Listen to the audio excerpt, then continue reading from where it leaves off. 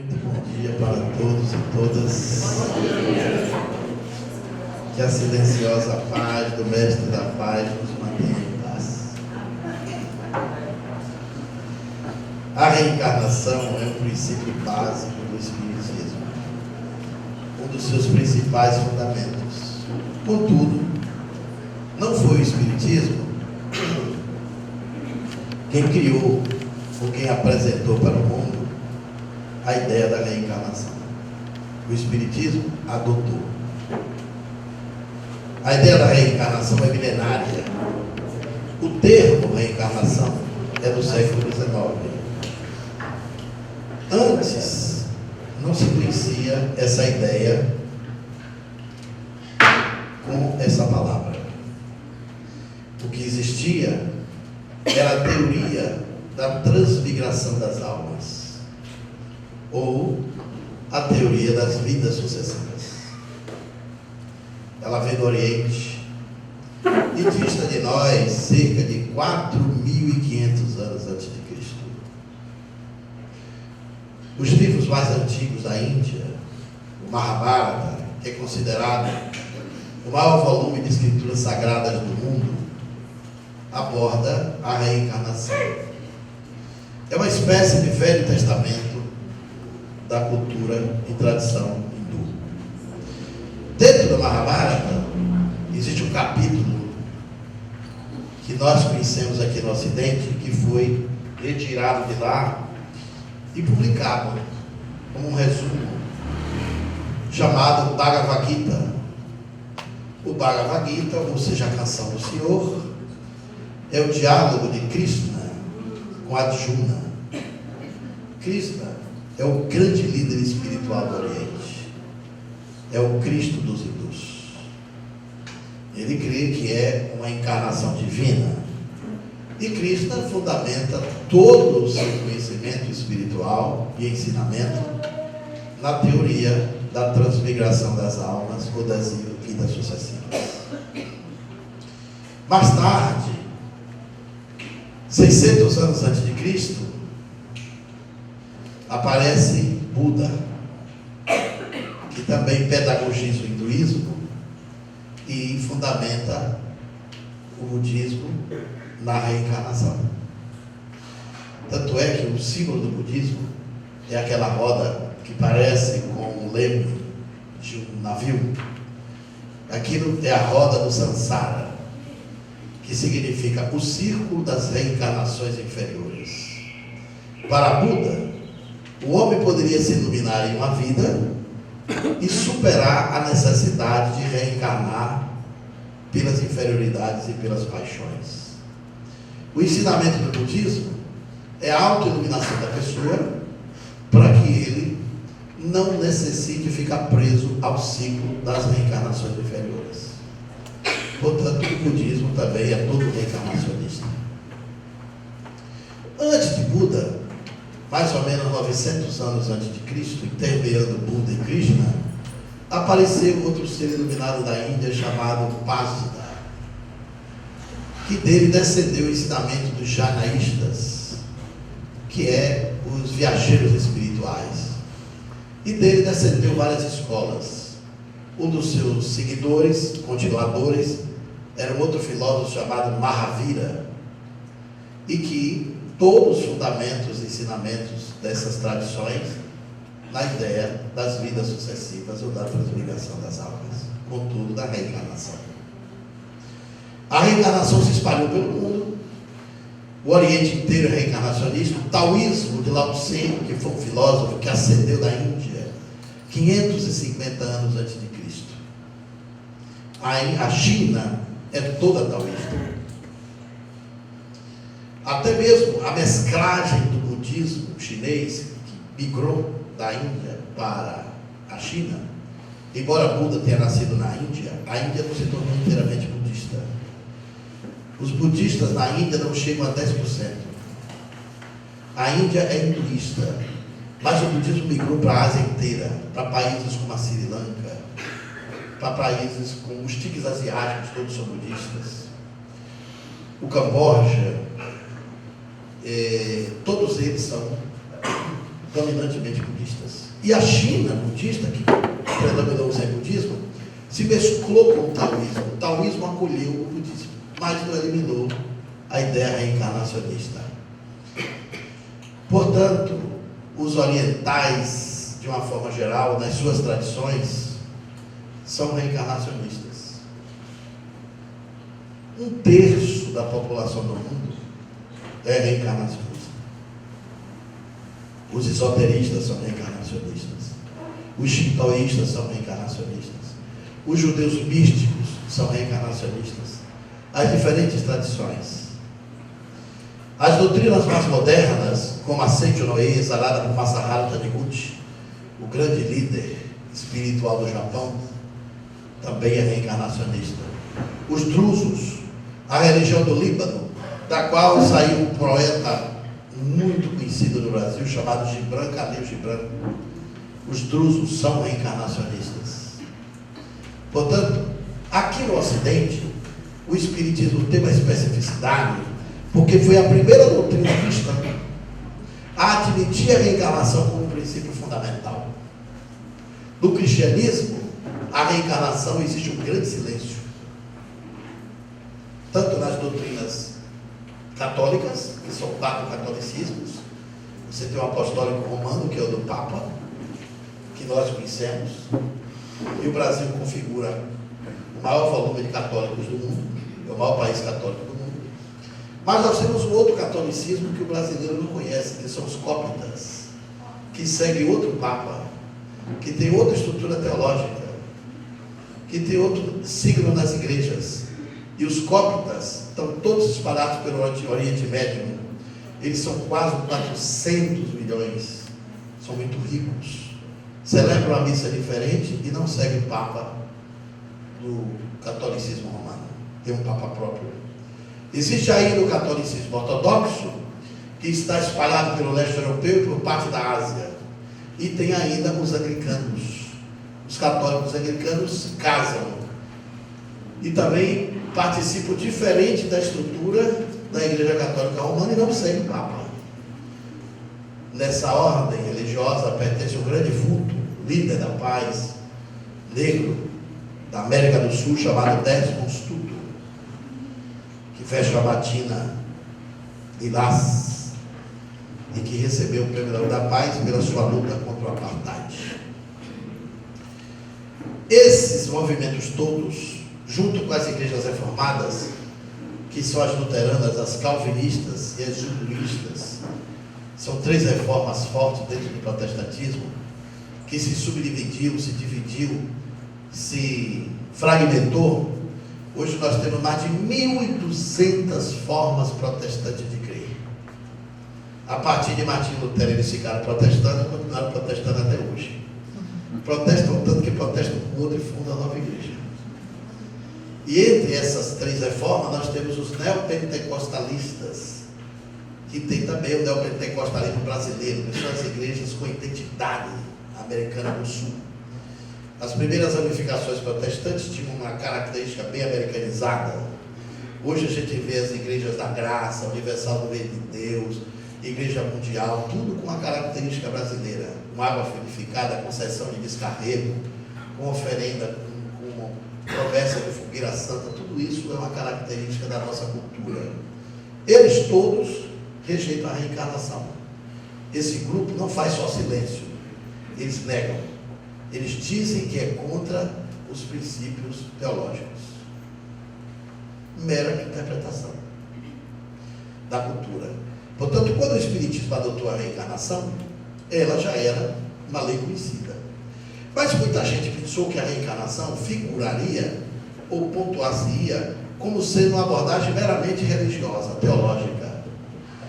Embora ela veio do Ocidente com uma força filosófica muito grande. À medida que o mundo foi se globalizando, nós fomos conhecendo as raízes do conhecimento reencarnacionista. E ela passou a ter um impacto, um reconhecimento mais filosófico por diversos segmentos da cultura mundial. Mas ninguém esperava que a ideia da reencarnação fosse ganhar o interesse científico. No final do século passado, começo desse, alguns pioneiros começaram a tentar querer demonstrar evidências científicas da reencarnação. Pesquisadores interessantíssimos, como o Albert de Rochard, que foi um francês, fez as primeiras experiências para demonstrar que nós poderíamos ter realmente, de fato, condição de provar que vivíamos antes. Depois dessa escola de hipnose de Charcot e Nancy, na Europa, que desenvolveu os interesses da psicanálise por Sigmund Freud, que veio dessas escolas, a descoberta do magnetismo, as possibilidades da mente humana cresceram. E aí os pesquisadores começaram a descobrir que a nossa mente guarda informações que não contém no nosso cérebro. Daí, esses cientistas, precursores, utilizaram da hipnose e regrediram pessoas. A pessoa podia regredir da infância até a vida intrauterina, e alguém teve uma ideia. E se a gente regredir antes da vida intrauterina, o que é que pode acontecer?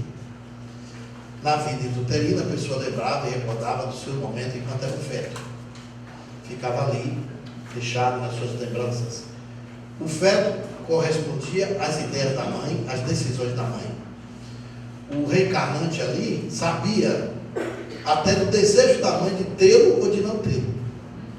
Se a mãe desejava abortar, o feto sabia. Se a decisão fosse verdadeira, ele entrava em agonia. Ele sentia as emoções e o medo de morrer. Quando na hipnose, uma pessoa adulta voltava a essa posição. Isso evoluiu tanto que um psicólogo internacionalmente conhecido, chamado Stanislav Grof, o pai da psicologia transpessoal, escreveu um livro notável chamado Psicologia do Futuro, demonstrando que muitos dos nossos recalques, traumas e rejeições vêm desse momento do estado da gestação, a depender do estado de espírito que o pai ou a mãe recebe do futuro filho. São traumas inconscientes e subliminares. Mas os pesquisadores então pensaram em adiante. E Albert de Rochard foi um dos primeiros a fazer isso. E quando ele regrediu, antes da vida uterina, o indivíduo falou uma língua estranha. Ele não conhecia a língua que falava. E assumiu uma personalidade que não era atual. As pesquisas não demoraram a crescer. Nos anos 30, um homem chamado Karl Pfeiffer, que escreveu um livro, A Reencarnação, baseado em fatos. E ele tentou apresentar evidências dentro de várias áreas do conhecimento sobre a possibilidade da reencarnação. Mais tarde, isso foi crescendo, se desenvolvendo, e a reencarnação passou a interessar a biólogos, passou a servir de interesse de psiquiatras, passou a ser da área de conhecimento da física e de alguns ramos da medicina. A reencarnação nos anos 60 aos anos 70 começou a ganhar um status de estrutura terapêutica. Porque os cientistas começaram a descobrir que parte dos nossos traumas, recalques, sofrimento, fobias, rejeições, poderia estar guardado em motivações de outras existências. Apareceram as primeiras pesquisas interessantes e os primeiros livros, ensaios de resultado dentro de uma casuística enorme.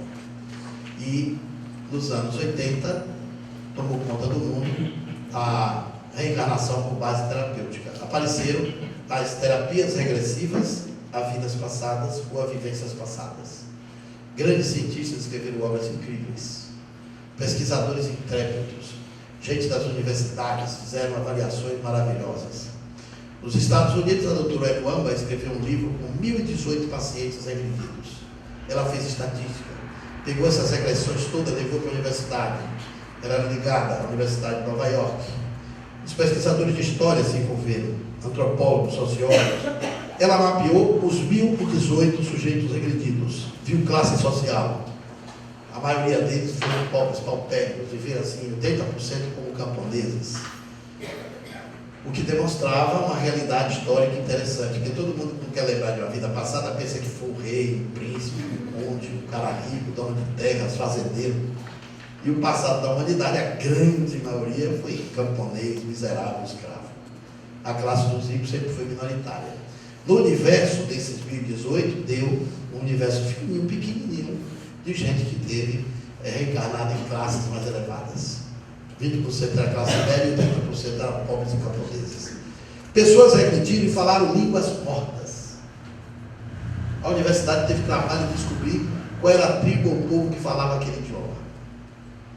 Havia hipótese de dizer que a memória de vidas passadas poderia ser uma memória genética da pessoa. Ela regrediu negros, gente que nunca saiu da África, e quando eles regrediram a memória, falaram francês antigo. O pai dele não saiu da África, o avô não saiu da África, ele nasceu na África. Como ele poderia aprender francês com uma genética que não teve cruzamento com outras etnias? Os resultados foram preeminentes. A doutora Elioma, quando regrediu o sujeito, dizia todo o Peru no século XIII. Ela dizia como é a paisagem do lugar. Ele descrevia a arquitetura. Você está onde? Estou numa feira. Ele descrevia como é as barracas que vendem as comidas. Botava a mão, quando botava no bolso e pagava. Qual era a moeda? Levava ele até o momento da morte. Ele tinha morrido de peste. Ela pegava esses dados e levava para o departamento de história. Os pesquisadores já viram se no Peru, no século XIII, tinha aquela arquitetura. Se era aquele tipo de barraquinha que vendia comida. Se existia aquela moeda e se teve aquele tipo de peste.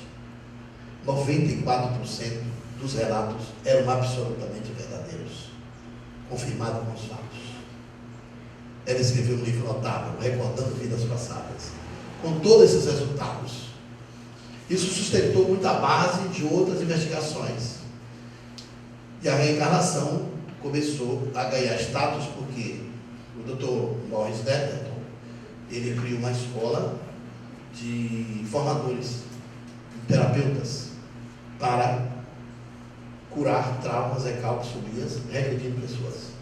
Descobriu-se que há pessoas que são regredidas e não sabem. O regredido tem um passado, presente e no presente. É alguém que tem uma ideia fixa, um monodeísmo. Uma ideia que ele acha que está sempre presente e ele está regredido a um trauma de um momento de morte, um momento grave, que ele trouxe aqui para a sua vida atual. Aí, nos anos 90, apareceram as associações internacionais de terapeutas de vivências passadas. Na Austrália, no Brasil já existem 3, na América do Sul, no Japão, na Ásia inteira. Hoje, isso é uma tônica que move grandes psicoterapeutas. A reencarnação como base de cura. Embora esses terapeutas não estejam preocupados em provar a reencarnação, eles estão preocupados no estado de saúde mental dos seus pacientes, de saúde emocional. Eles querem ver a felicidade do cliente, do paciente, não provar que a reencarnação existe. Portanto, tem terapeutas que usam a base da reencarnação e são evangélicos, são católicos e até ateus. Mas essa não foi a grande evidência. A grande evidência veio da Índia, do estado de Rajasthan, Jaipur. Na Universidade de Rajasthan, o Dr. Hemendra Nath Banerjee descobriu um fenômeno chamado memória extracerebral. É a evidência científica mais extraordinária para garantir a existência da reencarnação. A memória extracerebral, a palavra extra quer dizer fora. Extracerebral, fora do cérebro. A palavra, a evocação do texto, da descoberta dele, já é um desafio para a ciência. Porque naquela época, quando ele investigava isso, nos anos 60, com a equipe multidisciplinar, o Dr. Banerjee era professor de neurocirurgia na Universidade de Rajasthan. Era um médico conceituado. E naquele tempo, como ainda hoje, muitos ramos da ciência acreditam que a mente é uma segregação do cérebro. E quando ele dizia que a memória é extracerebral, ele tirava do cérebro a memória. A palavra já era uma afronta ao estabelecimento do conhecimento acadêmico. As evidências dele eram notáveis, eram lembranças espontâneas, não eram provocadas por hipnose como nas terapias regressivas. Ele se baseava em relatos de crianças que diziam coisas extraordinárias. Esses relatos, muitas vezes, vinham espontaneamente. Quando as crianças diziam coisas que o pai achava estranho. E muita gente achava que isso era delírio infantil. Era uma fabulação da mente da criança. O Dr. Banerjee começou a pegar essas informações e pesquisar. E descobria que havia coincidências incríveis. E muitos fatos comprovados.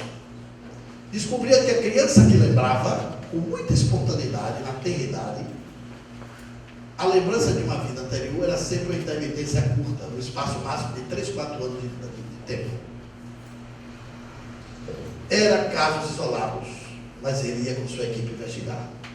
Um dos casos mais incríveis foi de um jovem chamado Munesh, um garoto de 5 anos que apanhou muito da mãe. Ele era muito hiperativo, e um dia ele aborreceu tanta mãe que a mãe deu uma surra e achou que exagerou. Porque quando ela terminou de bater, ele disse: a senhora nunca mais vai me bater. Eu não sou seu filho. Não me chamo Munesh. Meu nome é Bajan Singh. Eu tenho uma mulher, uma cunhada, uma fazenda, 2 vacas, um poço e uma casa. E se a senhora me bater, eu vou embora para minha casa. Como ela bateu muito por cima da cabeça, ela achou que o menino ficou perturbado.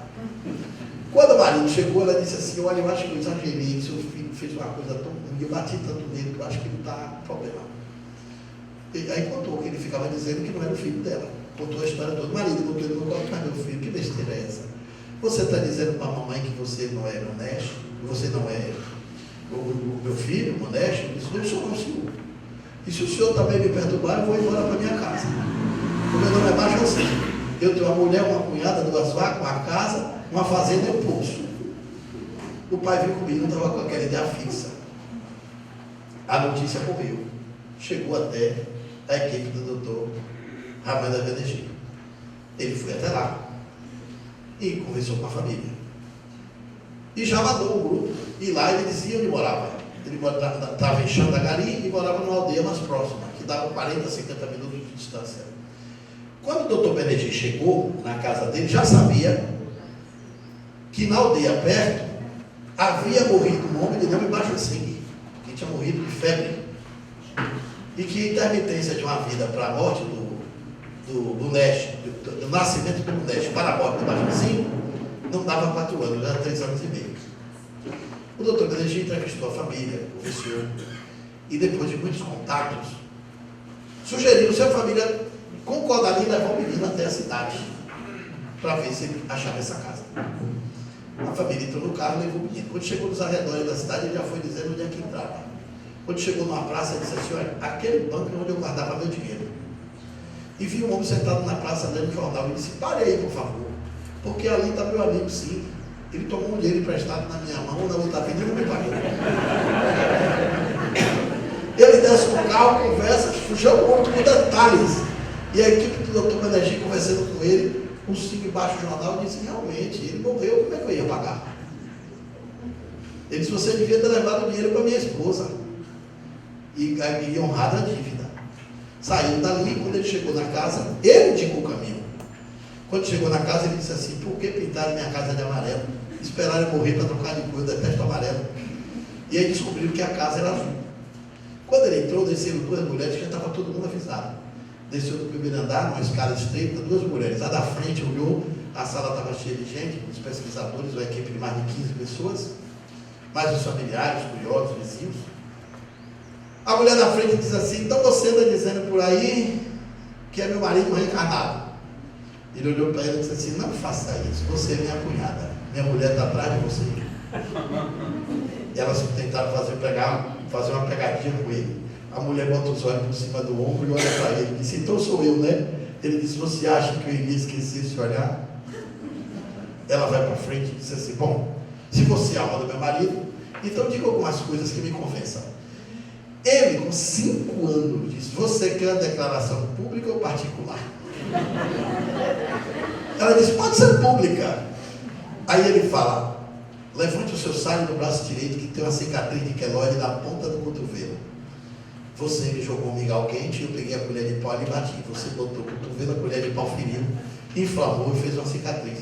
Ela disse: ah, mas isso foi muito notadamente, todo mundo conheceu, meus irmãos queriam até lhe pegar na época, você ficou fora de casa 4 dias, depois pediu perdão.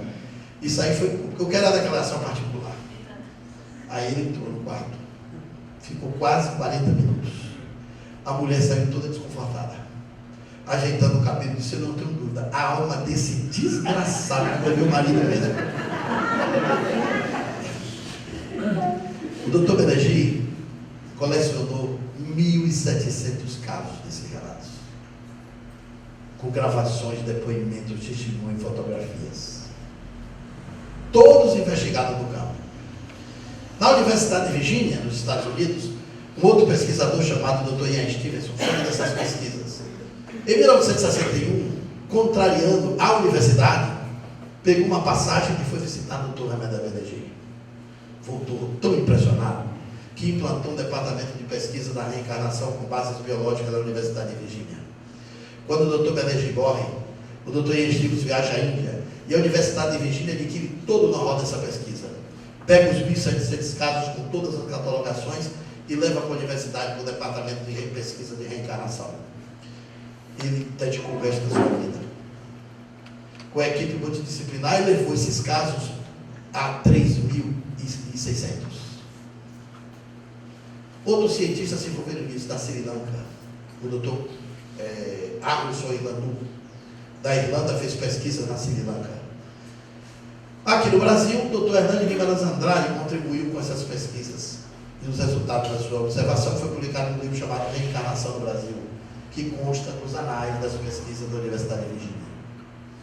A memória extracerebral ganhou um status de reconhecimento dentro do campo da biologia. O Dr. Ian Stevenson escreveu 2 obras incríveis, uma com 1.100 páginas e a outra com 1.200.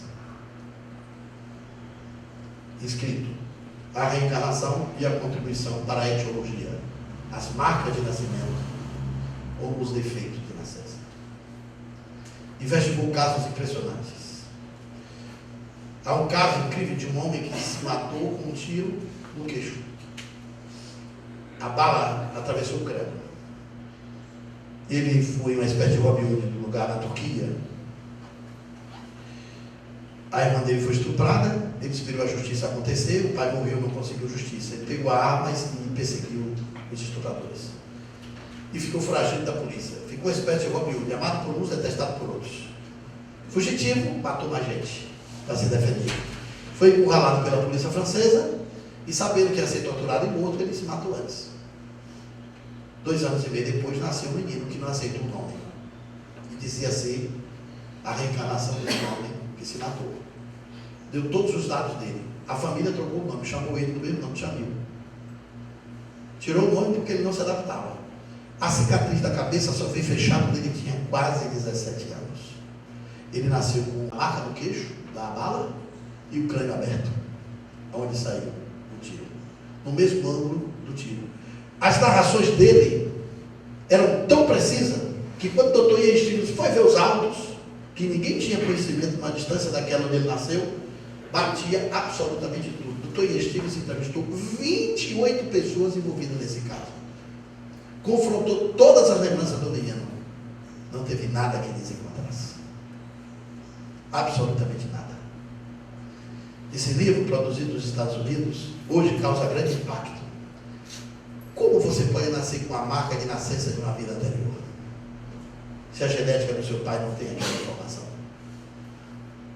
Aí a biologia se interessou profundamente. Porque trazia informações que desafiavam o conhecimento biológico. De onde vinham aquelas marcas? E de onde vinham essas lembranças? Os cientistas descobriram que todos nós temos essas lembranças. Só que a nossa intermitência reencarnatória, mas sendo mais longa, de 70, 80 anos de uma vida para outra, nós trazemos as tendências e aptidões. As crianças que lembram são as encarnações curtas.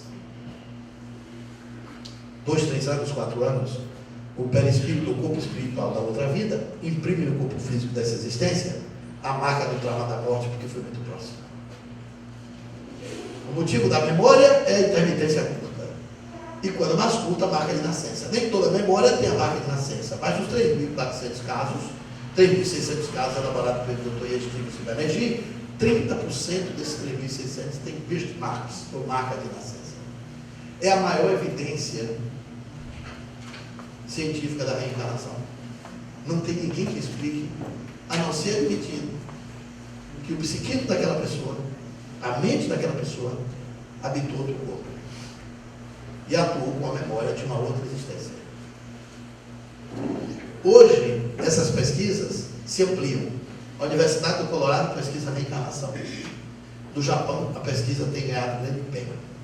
A reencarnação hoje pertence ao mundo da física, ao mundo da biologia, ao mundo da psiquiatria e ao mundo da psicoterapia. Ninguém esperava isso. Um assunto que devia ser tratado como uma natureza religiosa. Hoje já há cientistas que ousam afirmar a reencarnação é a lei da natureza. Se na natureza nada se cria, nada se perde, tudo se transforma, a física determina a lei da conservação da energia. Nada pode existir ou desaparecer sem deixar um rastro de energia. O homem é um complexo de vórtices energéticos. Ele não poderia desaparecer sem deixar rastros. A nossa personalidade não pode ter a idade de um corpo. A personalidade é complexa demais. Tem muita gente madura em corpo novo e muita gente imatura em corpo velho. De onde vem essa madureza? De onde vem a genialidade de algumas pessoas? As tendências incríveis. Tem gente que estuda violão 10 anos e toca mal. Tem um que nunca estudou, pega e vira compositor. Toca que vira quem estudou. É autodidata. Pessoas estudam piano e não conseguem aprender direito. Tem gente que nasce tocando. Se pegarmos um poeta, um grande poeta brasileiro, Castro Alves, o maior poeta da língua portuguesa, ele desencarnou com 24 anos. Se eu e qualquer um de vocês aqui estudar poesia há 24 anos, a gente não chega no chulé de Castro Alves. Ninguém escrevia poesia como ele. Fez o primeiro verso com 5 anos de idade. Quem ensinou ele a fazer poesia? Os pais eram gente do campo. Mozart sentou com 6 anos e fez a primeira sonata no piano. De onde ele trouxe aquele talento fantástico, genial? Maestros, musicistas famosos não faziam o que ele fazia, sem nunca ter estudado. Essas tendências é de outras vidas. Não pode ser obra do acaso. Eu fui num congresso internacional no Canadá tem 2 anos, chamado Super-Humanos. Tinha 16 super-humanos lá. Os super-humanos é o nome novo que eles estão dando aos paranormais que trazem possibilidades inconfessáveis, incríveis. Memórias e tendências maravilhosas. Vi uma moça de 19 anos. Pegaram uma mesa, tamanho de uma mesa de snooker, com a barrinha de contenção na superfície, espalharam ali uns 4 ou 5 quilos de arroz. Espalharam em cima da mesa. Ela deu 2 voltas. E disse assim, 42.635 graus. Aí veio 6 pessoas. Eu estou erguido no congresso contando grão por grão. No final o erro foi 3. Eu acho que quem errou foi quem contou. Então de onde ela trouxe isso? Como pode a pessoa expressar isso? Isso está numa dimensão que não é o cérebro. 1990, 2000, a década do cérebro. Os pesquisadores juntaram várias universidades, estudaram o cérebro, varreram o cérebro, 10 anos. Conclusão dos pesquisadores, ao final de 10 anos de investigações: o cérebro não explica a nossa mente. E a mente é uma entidade independente do cérebro. Aquela ideia antiga de que a mente é a segregação do cérebro foi por tempo, não existe mais. A Organização Mundial de Saúde tomou decisões a partir dessa década do cérebro. Decisões profundas. Alterou o CID, o Código Internacional das Doenças, por conta dessas pesquisas. Aboliu o termo doente mental, enfermo mental, mudou toda a classificação da psiquiatria. E isso deu uma legitimada enorme em todos os movimentos de percepção da mente humana. Não pode existir o termo doente mental, porque a Organização Mundial de Saúde pressupõe que para existir doença tem que ter um órgão afetado.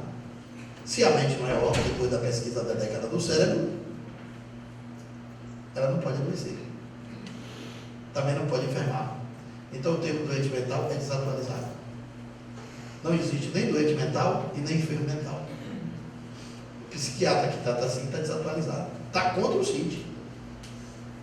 Acabou termos como histeria. Não existe mais isso. Histeria é uma palavra do século XVII. Pensavam que só quem tinha histeria era mulher. Descobriu que também tem homens histéricos. Mas a palavra histeria quer dizer vem do útero. Se o homem não tem útero, como é que ele podia ser histérico também? E o princípio da ideia é o seguinte: o útero puxava, passava, entrava na corrente sanguínea e subia para a cabeça. Por isso que o termo subiu para a cabeça. Você vê que não tinha nada a ver todo mundo dizendo que era histérico. Não existe mais histeria. Não existe também mais neurose e nem psicose.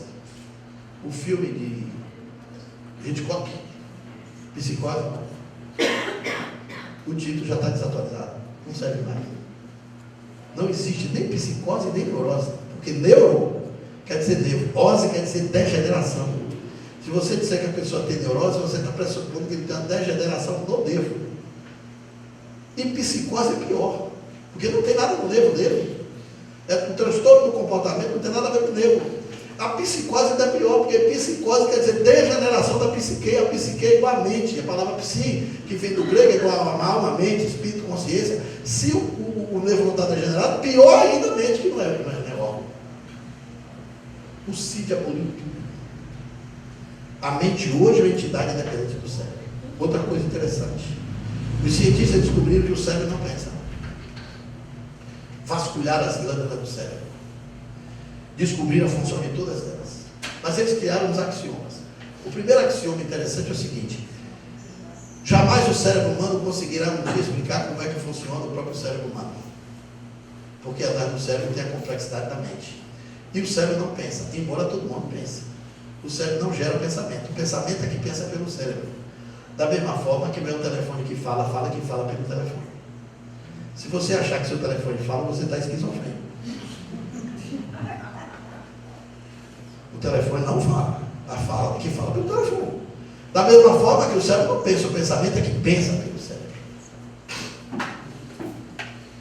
Pensamos numa outra dimensão que não é física. Na dimensão transcendente. Mas está em nós o ato de pensar. De onde ele vem?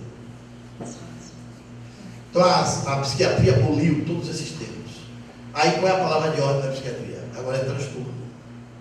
Existem transtornos mentais, transtorno do comportamento, transtorno bipolar. Antigamente tinha o psicótico, maníaco, depressivo. Está tudo errado, não classifica mais assim. Transtorno mesmo. As mulheres têm que ter cuidado, porque gosta de usar o termo. E fiquei transtornada.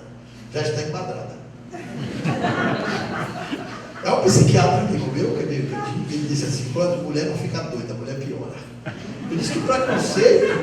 Aí eu disse: o homem de um já é doido sempre, nem piora nem fica doido. Porque diz que não existe loucos, existe dissidentes. Todo mundo é meio doidinho de alguma forma, né? O preconceito é que classifica essas coisas. Então vejam, gente, que coisa incrível esse avanço. O manual americano de psiquiatria, no qual o Brasil se baseia, há um capítulo curioso que ele diz o seguinte: se alguém chegar no consultório, orientando todos os médicos, e disser que vê vultos, ouve vozes, e se ele controla isso com naturalidade, não deve ser considerado transtornado. Não deve ser visto pelo médico como um distônico. Não deve ser considerado esquizofrênico, nem deve ser classificado ou diagnosticado como alucinado. Porque pode ser que ele está lá no mal. Lide naturalmente com entidades espirituais. O CID reconhece a possessão de espíritos. Está tudo lá. O CID é o Código Internacional das Doenças. A psiquiatria e o CID reconhecem que você pode estar patologicamente afetado por um espírito que ele possui. E manda que não dê remédio. O tratamento é meramente espiritual. Isso é um salto quântico. Aí onde é que entra a reencarnação? Nessa brecha, nessa lacuna enorme. A reencarnação passa a ser vista como uma possibilidade, isso é uma lei natural. Tudo reencarna. É a lei da transformação. Tudo que transforma está mudando. Na natureza tudo nasce, cresce, atinge a plenitude, entra em decadência e morre. Morrer é mudar. Morrer não é acabar. O que é morte para a gente é transformação com a natureza. A gente olha o corpo morto e diz assim: fulano se acabou. Não mudou de realidade. A mente, que não é física, aquela coisa que pensava no cérebro, foi para onde? A personalidade, o caráter, aquele indivíduo que você olhava e sabia que ele era fulano de tal, foi para onde quando parou tudo? Se a mente não é órgão, não pertence ao cérebro, para onde ela foi quando o cérebro parou? Os cientistas afirmam que o cérebro é um computador, a mente é o seu programador. É a mente que reencarna. É o psiquismo, a consciência, que nasce e renasce. Então, em verdade, somos todos seres renascidos. A gente pega o bebezinho e diz que é recém-nascido, ele é recém-reencarnado. Ou seja, ele é recém-renascido. E às vezes você acha que ali o espírito tem idade do corpo mais velho que você, muitas vezes. É por isso que quando o filho fica mais velho, o pai até reconhece. Às vezes o filho foi pai do pai enquanto a vida. Aí o pai ficava assim, o velhinho chega na eleição, o filho escolhe até o candidato. E você pergunta a opinião do pai, diz, vou perguntar ao meu filho. Vou ver o que é que meu filho acha. Porque você não sabe medir a idade do psiquismo que está ali. Nem a personalidade, nem a força. Por trás de tudo isso, tem leis rigorosas que presidem tudo isso.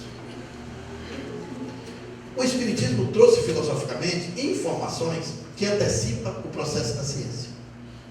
Quando Allan Kardec adotou a reencarnação, adotou por orientação dos espíritos, por sugestão deles.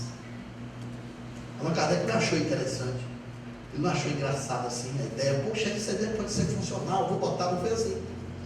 Os espíritos sugeriram a ele. E ele seguiu. E encontrou a lógica da reencarnação. Allan Kardec agregou a reencarnação à justiça divina.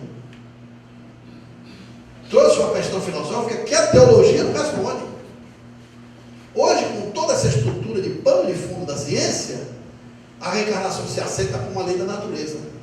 No Espiritismo, nós não acreditamos nas leis como dogmas. O Espiritismo se fundamenta não nos dogmas. O Espiritismo se fundamenta nas Escrituras. A base do conhecimento espírita não é bíblico.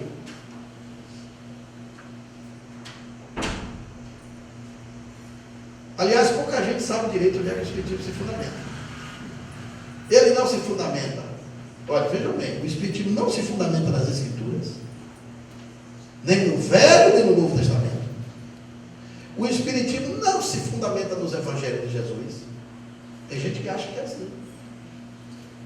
O Espiritismo não se fundamenta nos Evangelhos. O Espiritismo não se fundamenta nem em Allan Kardec.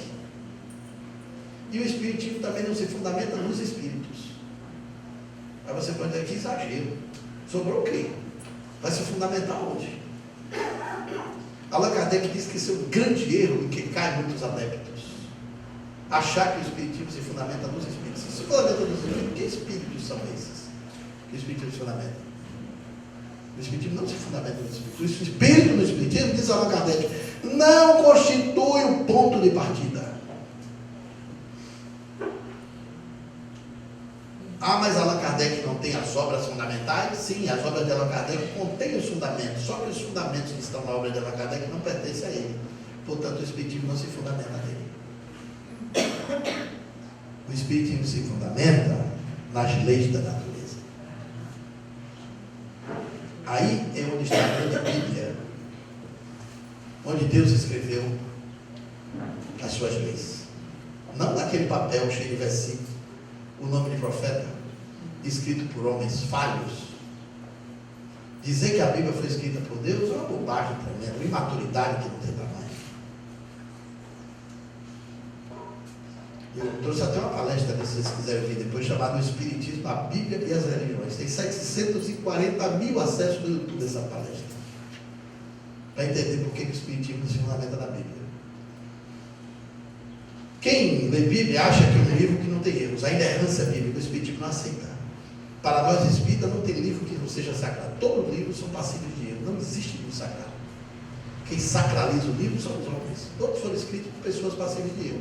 A Bíblia também é cheia de erro. Erros astronômicos hipopotâmicos. Erros astronômicos. Erros gigantes. Só para não dizer que não tem nenhum, vou contar só um. Um erro astronômico da Bíblia. Deus fez o sol parar no firmamento. Vocês acham que fez mesmo? Não, o sol está parado em relação à terra. Quem gira a terra não é o sol. Como é que Deus esqueceu como é que ele fez? Se ele esqueceu a Bíblia, esqueceu como é que ele fez o sistema solar e parou o sol para quando escreveu a Bíblia. Um pastor uma vez me disse, mas professor, aqui o homem não sabia, Deus parou, foi a terra. Eu disse, o senhor acredita que Deus parou a terra? A terra viaja a mais de 1080 km por hora, um freio, um veículo desse. Não sobrava o mar onde está nada. O pico do Himalaia seria coberto por ondas de tsunamis gigantes. Não sobrava ninguém na superfície. Parar a rotação da terra, um freio na terra. E pelo visto foi abrupto. E sabe por que Deus parou o sol no firmamento? Estava escurecendo na batalha de Jericó. Josué precisava matar os inimigos, não tinha luz. Aí Deus parou só para Josué matar até o último. Ele não acha que é muita manteiga para pouco pão? Isso nunca existiu. Impossível. Erros assim absurdos. Choveu 40 dias e 40 noites. A terra ficou cheia de água. A pergunta é, de onde veio a água para molhar o planeta todo e inundar? Quem trouxe?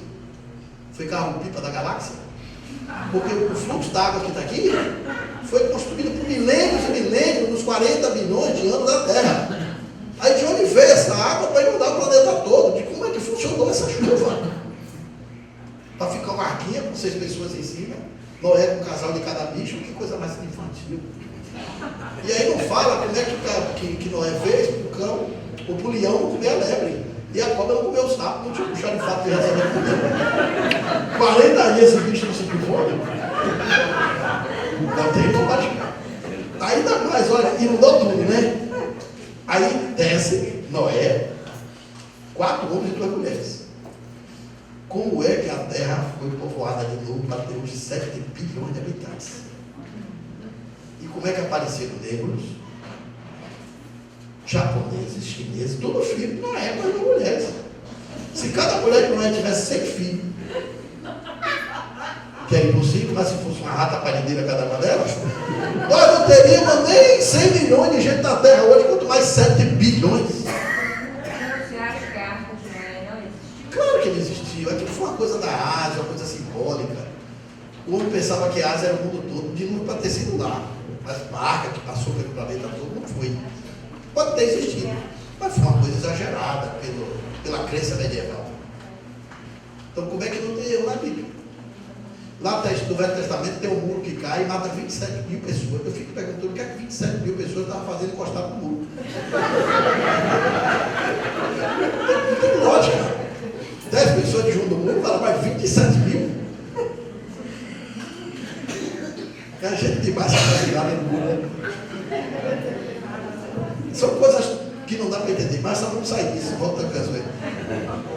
Eu falo isso porque muita gente usa a Bíblia para negar a reencarnação, que diz que a Bíblia nega, ao contrário. Você pode ler a reencarnação, mas diga, quem se diz? Você pode ler a Bíblia e não aceitar a reencarnação, eu posso ler e aceitar. Lá dentro tem tudo que nega e tem tudo que afirma, depende de quem interpreta. Então o Espiritismo se fundamenta não nesses livros, o Espiritismo se fundamenta nas leis da natureza. E sabe o que é que Allan Kardec diz disso? O Espiritismo vê na descoberta da ciência a revelação das leis de Deus. O Espiritismo não tem a ciência. Toda vez que a ciência descobre uma lei nova, é uma lei de Deus que não foi revelada aos homens. Isso faz do Espiritismo uma obra auto-atualizável. Não tem dogmas. O Espiritismo não passa pelos dogmas. No Espiritismo não tem milagre. A reencarnação não pode ser vista como milagre. A gente não pode falar em dogma da reencarnação, nem milagre da reencarnação. Não é assim que funciona. Reencarnação é lei da natureza. Os princípios básicos do Espiritismo, que são 9, todos são leis da natureza. Então nós nos reencarnamos funcionando dentro da lei da natureza. É a natureza que produz o processo. Como uma lei rigorosa, perfeita. E o objetivo da natureza é a perfeição. Na natureza tudo tende a ser perfeito. Repare nós, éramos primatas um dia, trogloditas, corpos cheios de pelos e pufos. A natureza foi levantando a gente. Ajeitou nosso cérebro.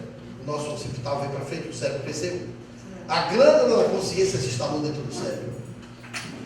Foi a natureza que foi fazendo isso. Hoje nós somos o homem tecnológico, nos civilizamos, a natureza nos trouxe, como a grande escada rolante que vai levando a gente para cima. Nunca que a gente queria ir para trás. Na natureza tudo evolui, tudo sonha, tudo muda, tudo se transforma. É um processo natural. Há um impulso de perfeição na natureza, como há dentro do corpo. A reencarnação viaja nesse viés. Daí assim, a nossa percepção de sofrimento, de justiça divina muda completamente.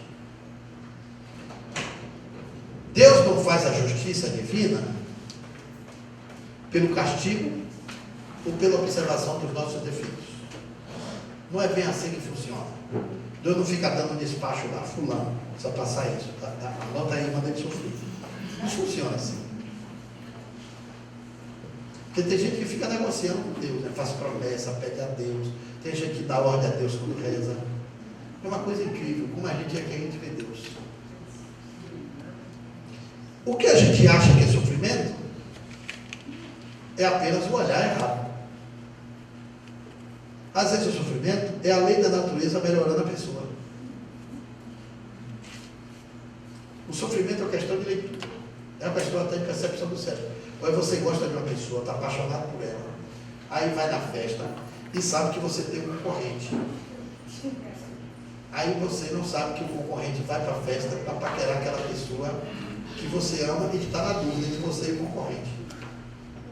Você já não gosta do concorrente de cara, porque você sabe que o concorrente não é um cara legal, ele é um mau caráter, só que a pessoa está iludida e não sabe. Aí você já se elege como o melhor partido para aquela pessoa, e se ela não sabe que está perdendo. Aí você vai estar com a unha encravada, vai para a festa. Aí sabe o que acontece? Você bota o pé assim para proteger a unha. Aí o concorrente entra na sala, quando entra, a festa fica ruim para você. Sabe? Nossa, só queixa. Você já fica com o ânimo ruim, não é isso?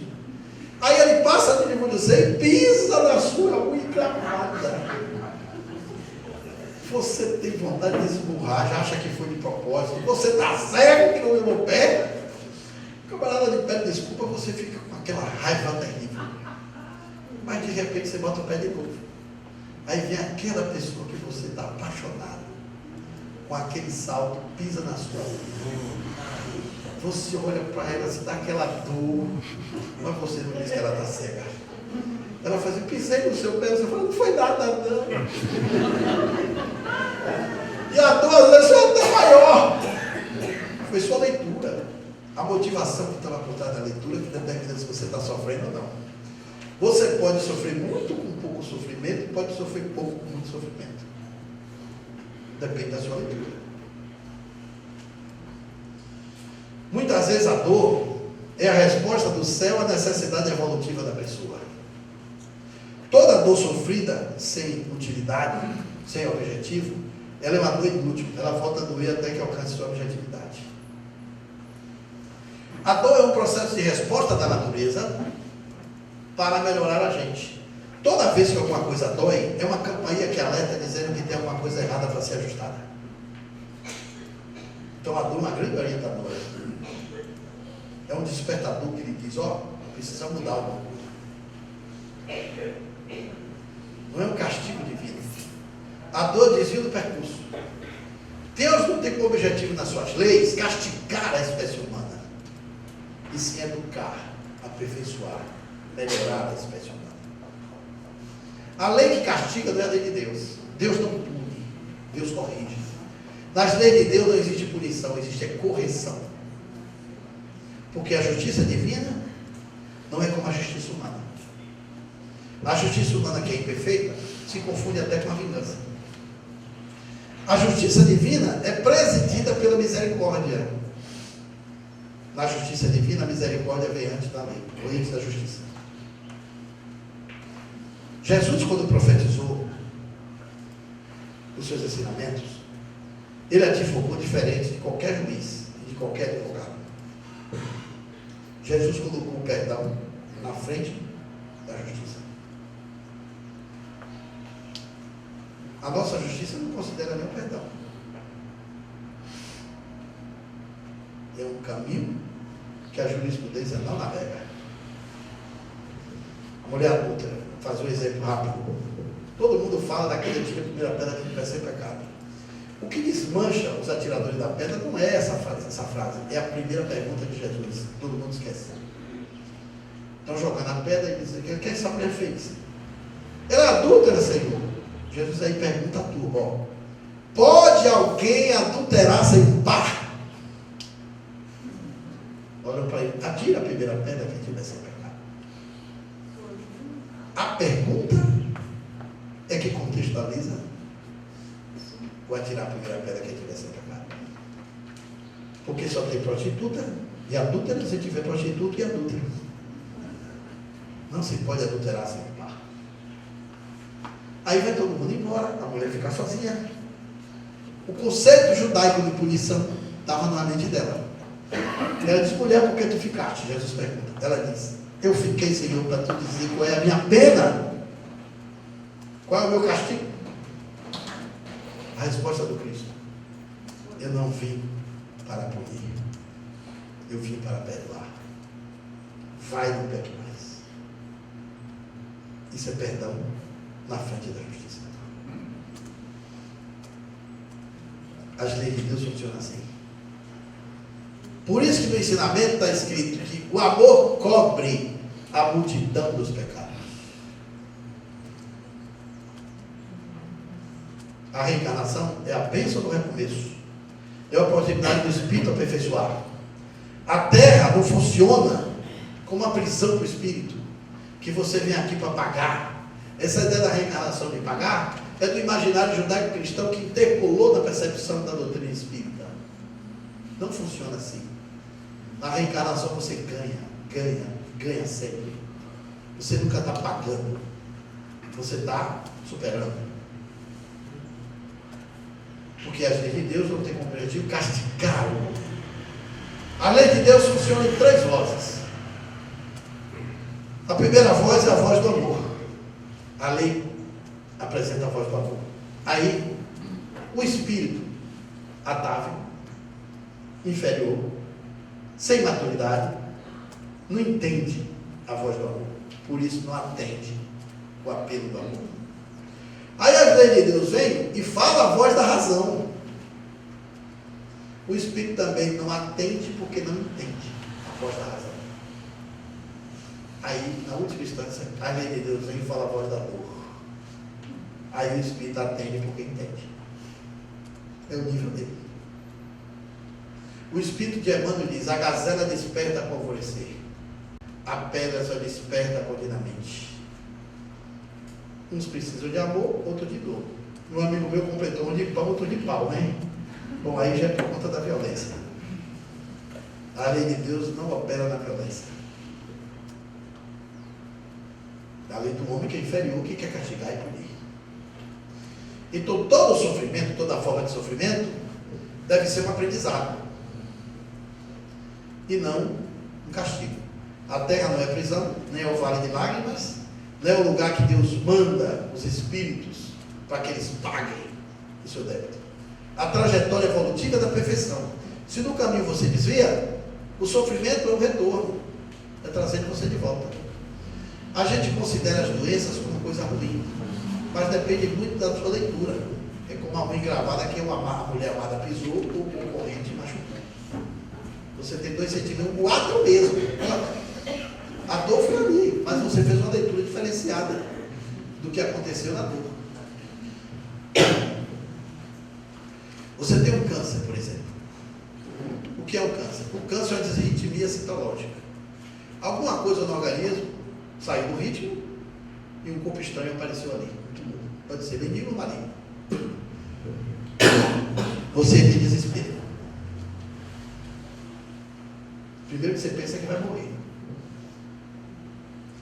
Pensar em morrer já é o seu nível evolutivo. Porque ninguém morre. Morrer, para muitos é destruição, para a lei de Deus é transformação. Aí, esse câncer que apareceu, tem uma questão: por que ele apareceu? Por que seu corpo desintimou? Porque a célula entrou em desequilíbrio e o corpo estranho que devia estar na ordem fez a desordem. Uma motivação interna sua produziu a desintimia citológica. Ou o seu passado, ou o seu presente. A sua natureza desintimia, em torno da desintimia. No seu interior profundo tem a perfeição.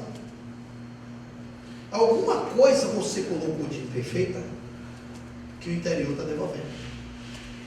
Está expulsando. Quando a gente machuca o corpo, lembra que fica aquela mancha bem roxa, depois fica preta, depois some e tudo fica de novo? Aquela mancha roxa são milhões de células mortas. O organismo que é ordem faz o quê? Tira a célula morta, bota para fora e bota o equilíbrio de novo. A alma funciona igualzinho. Você quer botar a imperfeição para dentro, mas a perfeição que está dentro de você não permite que ela se instale. Demora um tempo, mas a natureza íntima, que é perfeita, bota a imperfeição para fora. Aí vem o câncer, as doenças, a descompensação de várias formas de dor. A dor funciona como um bebezinho. O menino nasce, a mãe vai dar banho. Já viu algum menino tomar banho sem chorar? Abre o bico, chora, você ouve 4 quarteirões, o menino está gritando, bradando. Mas aquele banho está salvando ele, só ele morre infectado. Ele precisa fazer a limpeza do corpo, quando é pequenininho, para poder não pegar bactéria, não adoecer. A mãe está salvando, ele pensa que está doendo.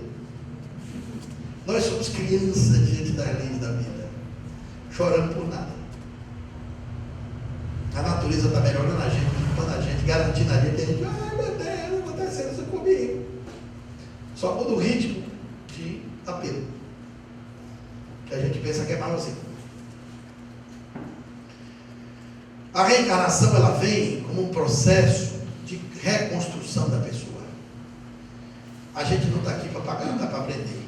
A natureza, você faz 3 movimentos: aprender, crescer e mudar. Nós estamos aqui para essas 3 finalidades: aprender, crescer e mudar. Por isso que tem gente que vai no caminho errado. Tem gente que diz: eu nasci assim, eu cresci assim, vou ser sempre assim, vou morrer assim. É a síndrome da Gabriela. Tem gente que se orgulha de dizer essa besteira. Olha, feliz do homem que muda todo dia para entender que continua sendo o mesmo. Quem não muda se atrofia. Uma vez um amigo disse assim: Cláudio, você muda muito de ideia, você é um camarada instável. Eu digo: só muda de ideias que nós temos. A natureza não tem nada estável. Na natureza existe uma instabilidade em tudo. Tudo na natureza é um constante vir a ser. O problema é que a gente quer andar contra a natureza. A gente tem que aprender a ser estável na instabilidade que existe em tudo. A gente quer estabilidade e segurança. Isso não existe, não é assim que funciona. Você está marchando contra. Não é à toa que Jesus disse: não vos preocupeis com o dia de amanhã. A gente está sempre pré-ocupado. Sabe o que essa palavra pré-ocupado significa? Pré-ocupado é uma ocupação prévia. Muita coisa que a gente se preocupa resolve-se de um jeito que a gente não se preocupou. E às vezes a preocupação é uma ocupação antes do inútil. Você se preocupa, depois resolveu por um caminho que você nem pensou. Para que tanta preocupação? Os hindus dizem que a gente tem que deixar a vida fluir no fluxo. A gente tem que seguir no fluxo da vida. Claro que você não vai ser um desleixado. Mas se você entender o ritmo da vida, você vive melhor na vida. Você não vai na contramão da existência. A primeira percepção nossa é entender que somos espíritos. E se somos espíritos, somos eternos. E tem muita coisa que a gente dá muita importância, potencializa muito. De vez em quando eu vou perguntar: o que é isso diante da eternidade? Vira nada. São coisas insignificantes. Também a gente tem o problema do apego. A gente se apega demais às coisas que não têm importância. Todo apego gera sofrimento. E o apego é a presença do ego vivo. O grande problema do homem é o ego. O sofrimento, a alegria, a tristeza é o ego que dá. Quanto mais importância você der a você, mais sofrimento você terá. Os grandes seres, os grandes iluminados, pregaram o desapego do ego. Superação do ego. Muito ego você tem raiva por nada. Existe uma coisa chamada raiva dialética. Já ouviram falar disso? Raiva dialética? É a pessoa que se enraiva numa discussão e acaba sofrendo um infarto, quer bater no outro, fica com ódio, até mata, pega uma arma e atira. A pessoa se afeta por uma mera discussão.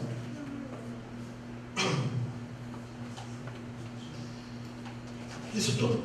A reencarnação também ajuda a nós compreendermos o mecanismo funcional da lei de Deus. Eu não sei como é que alguém acredita em Deus sem reencarnação. Eu não consigo entender. Tá, eu acredito em Deus. Você acredita na reencarnação? Não, mas como é que você acredita em Deus? Como é que você explica que Deus deixa a humanidade sofrendo tanto? Se você não for reencarnacionista, Deus é um perverso. Por que ele faz uma criancinha nascer tetraplégica? Por que faz uma pessoa tão boa ter uma doença que sofre tanto? Por que Deus faz um atleta olímpico tão bonito, uma pessoa toda deformada? Faz um homem lindo ser mau caráter. Seu perverso. Até um criminoso. E faz uma pessoa inteligente, cheia de dificuldades. Tem gente que a vida dá tudo de bandeja. Tem outros que luta, quando está perto de conseguir desencarnar. Já reparou que tem coisa assim? Como Deus poderia ser justo? Sem reencarnação. Se Deus é infinitamente bom, por que Ele não faz a humanidade feliz? Se Ele é infinitamente poderoso, por que Ele não faz a humanidade feliz? Aí a teologia diz é porque Ele quer, mas não pode. Bom, se Deus é infinitamente bom, querendo, e não pode, Ele já não é infinitamente poderoso. Concorda comigo? Mas se Ele pode e não quer, Ele já é infinitamente poderoso, mas não é infinitamente bom. Porque se Ele pode e não quer, Ele é contraditório. Uma coisa boba dessa fica sem resposta da teologia. Porque não é assim que funciona. Deus se manifesta em nós pelas leis. Deus é a manifestação das leis em nós. As leis da natureza são rigorosas. Ou seja, não há folha da árvore que cai sem o consentimento de Deus. Deus está vigiando as folhas das árvores de Colatina todinha da Bahia, das 5 mil tantas cidades do Brasil, botando folha para cair, não tinha mais nada para fazer na vida. A lei da natureza determina que a folha caia pela gravidade. A lei de Deus é a gravidade. Por isso que não cai sem o consentimento dele, porque está dentro das leis. A ideia que a gente tem de Deus é um Deus antropomórfico, um Deus das dimensões humanas. Um Deus que está lá fazendo uma gestão sobre a humanidade. Não funciona assim. O que sabemos de Deus não é o suficiente para entendermos Deus. Deus é infinitamente bom, infinitamente poderoso, Deus é onisciente, Deus é onipresente, Deus é isso, Deus é aquilo. Isso é o que Deus precisa para não deixar de ser Deus para nós, mas Deus não é só isso. Deus é incognoscível. Deus tem que ser infinito, Deus tem que ser criado para ser Deus. Se alguém criasse Deus, seria mais Deus do que Ele. Deus não teve início nem fim. Deus não tem definição. Se você definir Deus, toda definição circunscreve, circunscrever é limitar, limitar é negar Deus. Então dizer que Deus é a própria natureza? É também um limite. Deus está além da natureza. É isso que eu ia dizer. Deus é a vida que pulsa a natureza. Deus não é só isso. Deus é muito mais do que isso. Então assim, o Santo Agostinho aqui tem uma retórica boa para isso. Ele disse, se alguém me perguntar quem é Deus, eu não sei dizer. Se não me perguntarem, eu sei. Porque Deus não existe para ser compreendido nem entendido. Deus existe para ser sentido e ser amado. É diferente. A gente precisa ter nível para entender Deus. E o nosso nível de percepção espiritual é pequeno. E cada pessoa tem uma percepção diferente, já foi para a sua evolução. É verdade. É a questão de nível. Mas o importante é a gente saber que há uma coisa mais alta. Há uma lei superior. Há uma força que comanda tudo. Existe uma ordem implícita na desordem que há em tudo. A desordem é aparente. A gente acha que está tudo desorganizado, mas tem uma ordem implícita ali dentro. Há uma ordem presidida desordem. Há uma força que guia para a ordem. Os grandes físicos perceberam isso. Einstein dizia que Deus não joga dados. O universo é muito lógico, mas não tem sido pensado por uma inteligência suprema. É tudo muito perfeito. O ritmo que tem tudo. A vida é uma orquestra de ritmos. Você tem um ritmo do macro ao micro.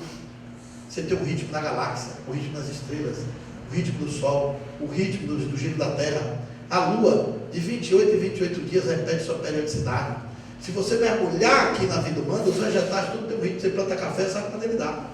Você planta caju, sabe o dia que ele dá. Planta um milho, sabe que dia ele dá. É o ritmo. Se você viajar para dentro do homem, nós somos uma orquestra de ritmo. Você tem o ritmo peristáltico, o ritmo metabólico, tem o ritmo cardíaco, o ritmo cerebral. É tão ritmo que quando sai do ritmo você tem disentimia. A mulher tem um ritmo menstrual. A vida é um ciclo de ritmos. Então quem impôs isso? Essa ordem rigorosa e perfeita. A lei que faz a terra flutuar no espaço, o oceano não cair da terra, com todo o peso da maleabilidade da água, o sistema autogestor do planeta. Poucas pessoas raciocinam isso. Por exemplo, você sabia que quando a evaporação do mar sobe, o sal fica e vai a água doce? E nós aqui no planeta não conseguimos recursos para dessalinizar a água. Não é barato, é caríssimo. Então a quantidade de sal do planeta devia aumentar no mar, concorda? A Terra autorregula-se como um organismo, como uma hemostase do corpo. A quantidade de sal é a mesma. Quem faz essa regulação? O planeta pulsa, respira, sente. Leis rigorosas presidem isso. A lei que vai fazer o sol se pôr, que vai fazer nascer, se levantar no horizonte. Uma precisão inquestionável. Somos uma aventura entre infinitos. Do macro ao micro, tudo é ritmo. O homem está nesse intermediário entre infinito. Nós somos o tudo diante do nada e somos o nada diante do tudo. Há uma perfeição que nos circunda, que nos rodeia, que nos rege. Do ritmo, do pulsar da vida, a nossa condução na existência. O problema é que a gente é dispersivo para entender isso. Estamos muito mergulhados nas aflições do dia a dia. E não nos distanciamos para enxergar a ordem dentro da desordem. A natureza íntima do homem é pacífica, como o oceano. Ele bate na praia, aquela violência externa. Mas se você mergulhar, é tudo sereno, tudo tranquilo. Porque nós temos uma natureza divina. Temos uma semelhança com Deus. Nós nos guiamos de volta para um processo evolutivo. Há uma força que nos puxa, que nos leva, que nos direciona. Chegamos onde estamos e não fizemos muito esforço para isso. Se olharmos todos os fenômenos da vida, desde a fecundação até o seu nascimento, 270 dias nosso corpo vira uma máquina perfeita. A mãe e o pai não participam diretamente da organização. Nós nascemos, pense aí, o ser humano tem 100 trilhões de células. Muito organizado, gente. O nosso cérebro não sabe nem o que é 1 trilhão. O matemático da China disse: se você contar de 1 até 1 trilhão, ele botou nota de $1 para você se alegrar. Se você não parar para beber, dormir ou descansar e contar de 1 em 1, dá 30 anos para você chegar a 1 trilhão. Quem duvidar pode começar a contar. A gente não sabe que medida é essa. Imagina um organismo com 100 trilhões de células. Gente, é muito complexo. O espermatozoide, aquela célula pequenininha, fecunda o óvulo, aí vai lá, o espermatozoide nadando ali na tampa de falópio, 2,5 centímetros por hora. Um esforço hercúleo. Você gosta de dizer que a mulher é sexo frágil? Isso é um mito. A fraqueza vem da gente. O óvulo é desse tamanho, tamanho de um pires, um prato. O espermatozoide tamanho de um carocinho de arroz com a calda. Aí nada 40 minutos lá. Os primeiros, coitados, que vai, já morrem no caminho, são os espermatozoides kamikazes. Porque a vagina, aquela região, é alcalina, mata os que vão na frente. Os que vão cheios de esperança, morrem na passagem. A turma do meio nadar. 30 milhões de espermatozoides morrem. 30 milhões, pensa aí que é 30 milhões. É muita parte de gente, muita gente. O homem ejacula de 250 a 300 milhões de espermatozoides. Gente, isso é uma nação inteira. E só tem vaga para um. Está aqui tanto cacique com uma ilha só.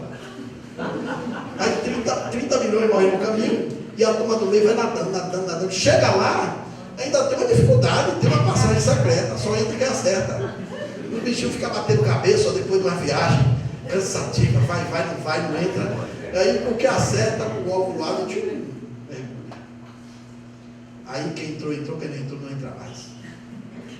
O óvulo libera uma substância chamada fertilizina, que é uma camada de aço, uma couraça imensa. Tudo que está por fora morre.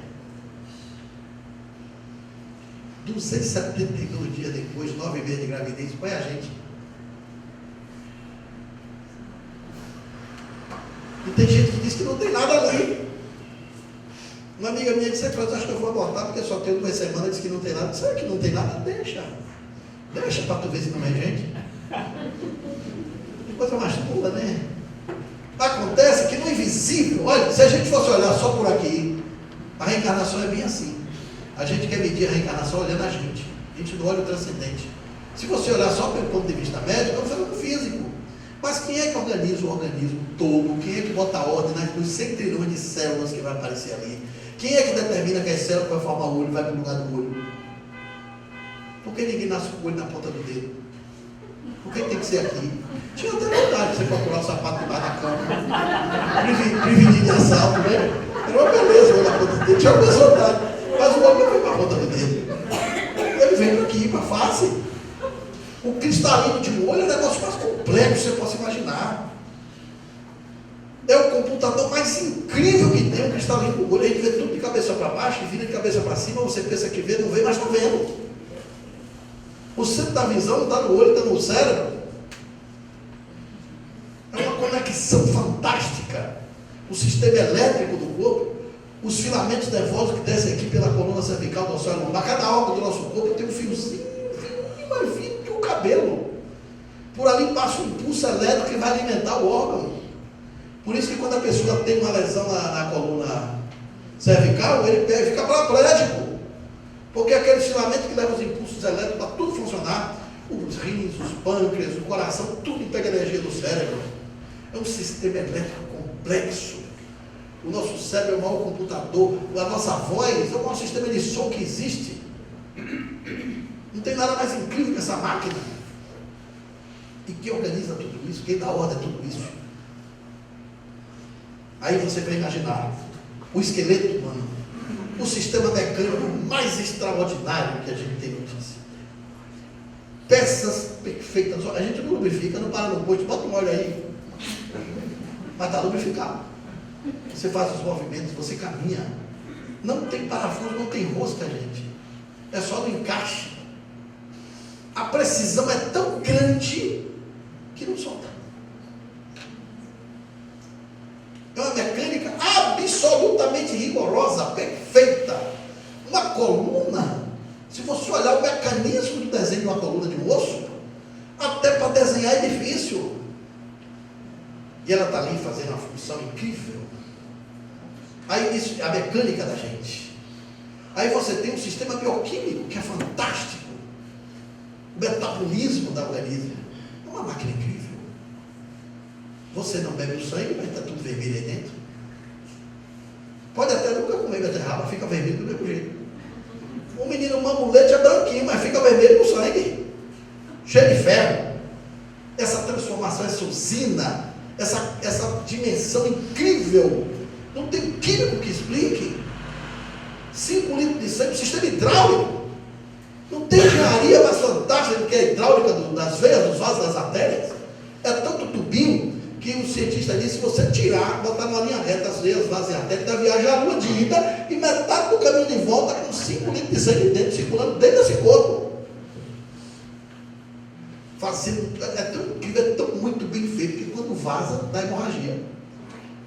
O médico vai lá, faz o papel de encanador e conserta. E o organismo dá ajuda. Se eu tomo um corte, é só cortar o dedo, 2 minutos e meio, o organismo fecha. Ele é autorregulável.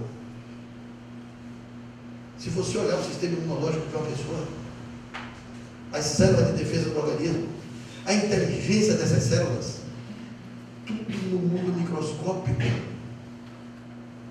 é algo fantástico, inacreditável. Por isso o poeta Augusto dos Anjos diz assim: homem, por mais que gaste os teus fosfatos tentando analisar os fatos, não conseguirás, ainda que desintegres energias, a razão do completo e do incompleto, e como é que em homem se transforma um feto entre os 270 dias, que é os 9 meses da gravidez. É complexo demais. Mas se nós botarmos as lentes do Espiritismo e entendermos que na hora que o espermatozoide fecunda o óvulo e que a vida muda ali, deixa de ser óvulo, passa a ser um zigoto, vem uma consciência, um psiquismo, um espírito, com um campo complexo que é o seu corpo espiritual, e se acopla no óvulo. As informações da mente do reencarnante organiza, desenha, metaboliza, planifica e determina a ordem dos 100 trilhões de células do corpo. É a consciência que está ali. Temos que olhar essa contraparte invisível, essencial do ser humano, que está em nós. Nós somos dono de 2 naturezas e dono de 2 fisiologias. Temos uma fisiologia biológica e uma fisiologia transdimensional, que está além da biologia. Temos uma natureza de massa física visível e uma natureza essencial invisível. Somos donos dessas 2 naturezas. O essencial, como dizia o poeta Saint-Exupéry, é invisível aos olhos. A gente vê e não vê. Porque tudo que vemos é a parte mais grosseira de tudo quanto ainda nós não vemos. Dentro de nós há um universo de coisas invisíveis. A gente pensa que vê, mas não se vê. Você não vê seu sentimento, ele está aí. Você não vê a saudade que sente, está aí. Você não vê o ódio, está aí. Você não vê a alegria, está aí. Você não vê o seu sonho? A pessoa que sonha, que visualiza coisas, projetos maravilhosos, está aí. Você não vê o amor, está aí. Você não vê a vontade, está aí. Nada disso é físico. A paixão não é física. A dor de consciência não é física. Onde é que está a dor e o remorso? A pessoa sente uma coisa na garganta, vai para o médico, está perfeito. Onde é que está a bondade de uma pessoa? Você diz assim: fulano tem um bom coração, ele vai para o médico cardíaco. Não é nesse coração aqui que está a bondade dele. Ah, fulano tem um mau coração, ele vai lá, o coração dele está perfeitinho. Onde é que está o caráter de uma pessoa? E a tal da dor de cotovelo, que nunca está no cotovelo. Eu nunca vi ninguém com dor de cotovelo andar com esparadrapo no cotovelo.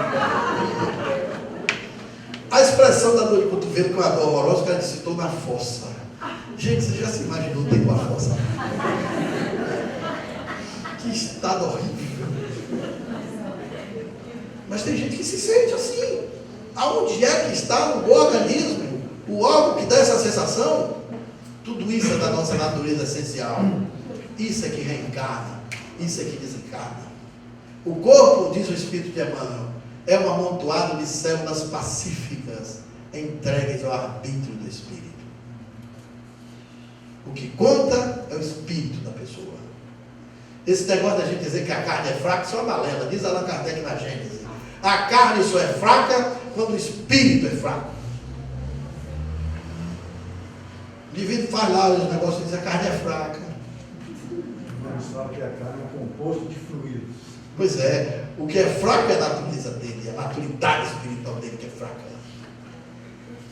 Nós somos o que pensamos ser.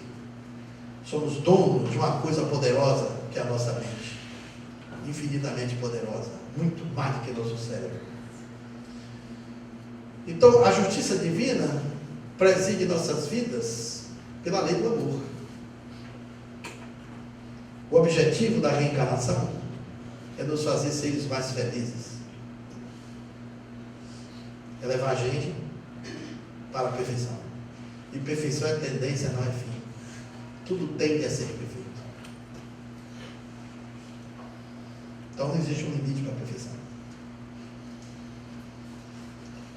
Entender a reencarnação é compreender melhor Deus.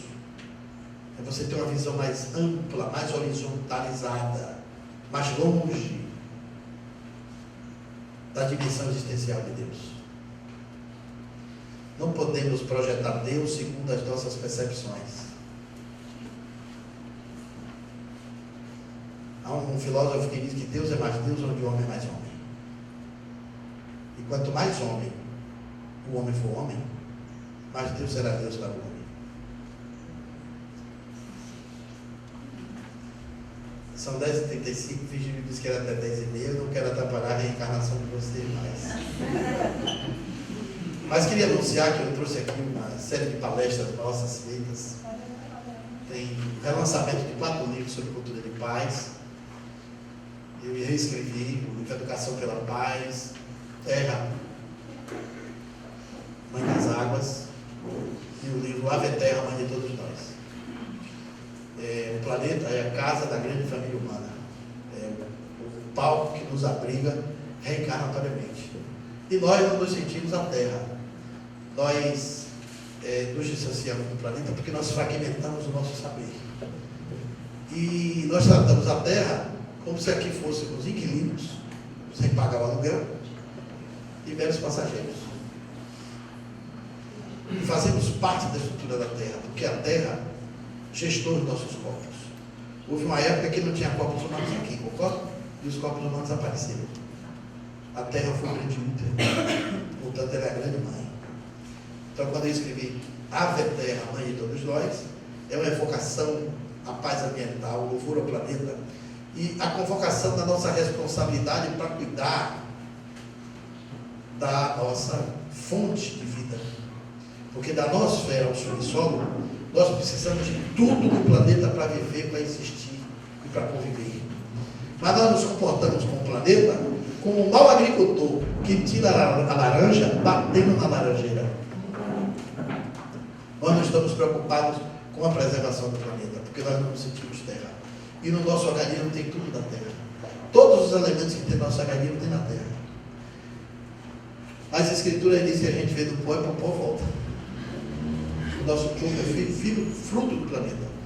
E no livro a gente faz uma proposta de geografia humanizada, ou seja, como é que nossos corpos apareceram aqui? Na hora que a Terra ofereceu condições, os corpos humanos chegaram.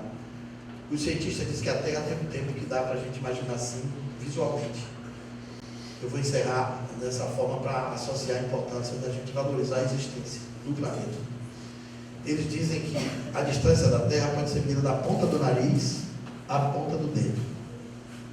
A idade da Terra é de quase 50 bilhões de anos. Bilhões. Nós aparecemos aqui na ponta da unha, aqui na cutícula. A Terra foi esfriando. Por exemplo, a água chegar no planeta, um cometa que é gelo, chocou-se com a Terra.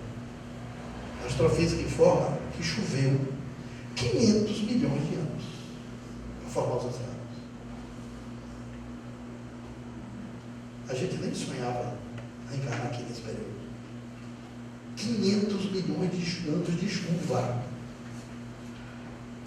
Aí a Terra foi esfriando, se preparando. Aí a gente chegou aqui. O nosso tempo aqui, tem uma idade que a gente reencarnou aqui. A gente chegou aqui há 200 mil anos atrás. Tem gente que pensa que tem infinitas reencarnações na Terra. Não é assim, não. Tem 200 mil anos que a humanidade pisou no chão desse planeta. A idade do Homo erectus e Sapiens sapiens. Ali aconteceu as primeiras reencarnações. Antes disso existiam hominídeos. Eram pré-humanos. Do Homo sapiens sapiens até nós, 200 mil. Isso consta 800 gerações atrás de nós. No máximo que a gente teve aqui, foram 800 reencarnações. dados da Organização Mundial de Saúde, esses de antropologia, geologia, dá isso aí de 200 mil anos atrás. Isso é respeitado para todos os parâmetros de informação da nossa espécie. Então nós só temos 800 gerações atrás de nós. Só tem uma coisa incrível. Dessas 800 gerações, 70% nós estávamos nas cavernas. Éramos primatas. Nos civilizamos tem pouco tempo. Olha, de Sócrates, da ilha de Jona, dos pré-socráticos, dos filósofos que pensaram as primeiras questões existenciais, só dista de nós 37 gerações. A gente pensou em coisas essenciais, 37 gerações. Somos uma humanidade muito jovem para a idade da Terra. E o nosso tempo aqui, da cutícula, nós só caminhamos nesses 200 mil anos, a proporção é 3 milímetros em cima da unha. Nesses 3 milímetros que dá 200 mil anos, nós devastamos as florestas, secamos os rios, poluímos os mares, destruímos numerosas espécies, abrimos a camada de ozônio, aquecemos o planeta, botamos o planeta com febre. E os cientistas dizem que essa febre verificou que a crônica vai levar 100 mil anos para a Terra esfriar. Nós estamos jogando na atmosfera 62 mil toneladas de gases de dióxido de carbono por ano. Esses gases levam 70 anos para se dissipar. Somos predadores. Somos espíritos violentos e agressivos. Se a gente chegasse antes, já tinha acabado tudo. A ecologia, esses movimentos todos, direitos humanos, só tem 50, 60 anos. E ainda não tem poder, não tem força, não tem potência. Então nós somos uma massa de espíritos predatórios. E nessas 800 gerações atrás de nós temos poucas gerações reencarnatórias que tivemos a chegada da glândula da consciência. A glândula da consciência se instalou no cérebro há 35 mil anos atrás. Dos 200 mil, a glândula da consciência se instalou aqui. Os cientistas também calculam que da época que a glândula da consciência chegou até agora, nós provocamos 15 mil guerras que foram perpetradas por todos os povos. Veja como a gente é agressivo. Então, nesses livros da série Paz, tem toda essa abordagem para a gente navegar e viajar nesses conhecimentos. Então, nós precisamos ser cuidadores do planeta, preservadores, termos um comportamento ecologicamente correto. Não porque a gente tem que deixar um planeta melhor para os nossos filhos. É um planeta melhor para quando aqui a gente voltar. Porque nós somos os mesmos que agredimos, agora temos que devolver a saúde do planeta. Somos responsáveis pela casa da grande família humana. Precisamos da terra para sobreviver. E nada fazemos para conservá-la. Precisamos ensinar isso aos nossos filhos. E a gente fica pensando em deixar um mundo melhor para os nossos filhos. A gente precisa perguntar que filhos a gente está deixando para o mundo. Os filhos nos olham. Se nós formos omissos e indiferentes, apáticos, não nos incomodarmos com essas coisas, nossos filhos também serão do mesmo jeito. Mas se nós formos ativistas, pacifistas, preocupados com a ecologia, com o meio ambiente, com os direitos, com a cultura de paz, nossos filhos serão ativistas também. Queria encerrar com um poema que eu escrevi no livro. Um louvor ao planeta, que diz assim: Ave terra, cio da graça, a vida é contigo.